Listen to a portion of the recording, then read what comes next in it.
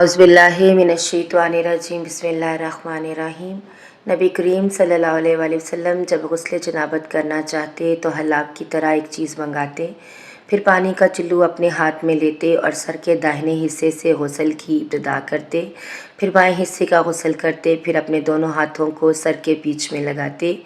सही बुखारी हदीस नंबर 258।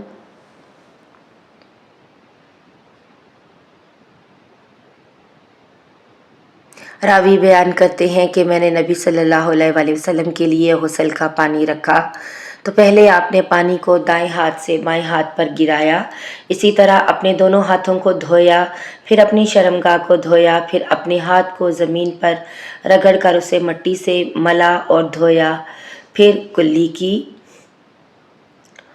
और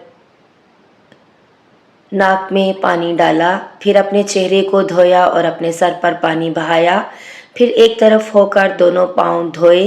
फिर आप सल्लल्लाहु अलैहि वसल्लम को रुमाल दिया गया, लेकिन आप सल्लल्लाहु अलैहि वसल्लम ने उससे पानी को खुश्क नहीं किया।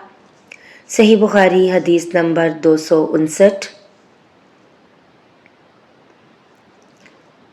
नबी करीम सल्लल्लाहु अलैहि वसल्लम ने गुस्ल जनाबत किया तो पहले अपनी शर्मगाह को अपने हाथ से धोया, फिर हाथ को दीवार पर रगड़ कर धोया, फिर नमाज की तरह वज़ू किया और जब आप अपने गुस्ल से फारिग हो गए तो दोनों पाँव धोए। सही बुखारी हदीस नंबर 260।